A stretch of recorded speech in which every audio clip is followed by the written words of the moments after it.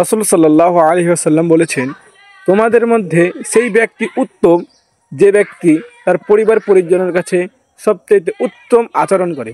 এই হাদিস আমাদের শেখায় যে উত্তম চরিত্র এবং পরিবারের মাধ্যমে আমাদের কি করতে শান্তি এবং ভালোবাসা বজায় রাখতে হবে। আসসালামু আলাইকুম রহমতুল্লাহি ওয়া বারাকাতুহু।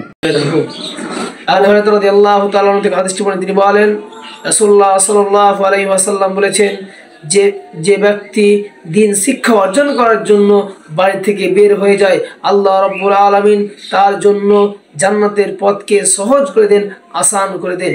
এই হাদিস থেকে আমরা বুঝতে পারলাম, যদি কোনো ব্যক্তি দ্বীনি শিক্ষা ইসলামী শিক্ষা অর্জন করার জন্য বাড়ি থেকে বের হয়ে গেল, আল্লাহ রাস্তায় চলে গেল, আল্লাহ রাব্বুল আলামিন তার জন্য জান্নাতের পথকে সহজ করে দেন। তাই আল্লাহ সুবহানাহু ওয়া তাআলার কাছে দোয়া করি, আল্লাহ সুবহানাহু ওয়া তাআলা প্রতিটি নর এবং নারীকে শিক্ষা অর্জন করার তৌফিক দান করুন। আসসালামু আলাইকুম ওয়া রাহমাতুল্লাহি ওয়া বারাকাতুহু।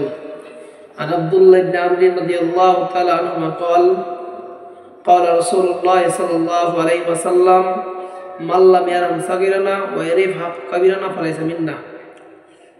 আব্দুল্লাহ ইবনে আমর রাদিয়াল্লাহু তাআলা থেকে হাদিসটি বলেন, তিনি বলেন রাসূলুল্লাহ সাল্লাল্লাহু আলাইহি ওয়াসাল্লাম বলেছেন, যে বা যারা ছোটদেরকে স্নেহ করে না, ভালোবাসে না এবং বড়দেরকে শ্রদ্ধা করে না, সম্মান করে না, ফালাইসা মিন্না, সে আমার দলভুক্ত নয়, সে আমার দলের অন্তর্ভুক্ত নয়। এই হাদিস থেকে আমরা বুঝতে পারলাম যে আমাদেরকে ছোটদেরকে ভালোবাসতে হবে, স্নেহ করতে হবে এবং আমাদের মধ্যে যারা বড় আছে তাদেরকে সম্মান করতে হবে এবং তাদেরকে সম্মান দিতে হবে।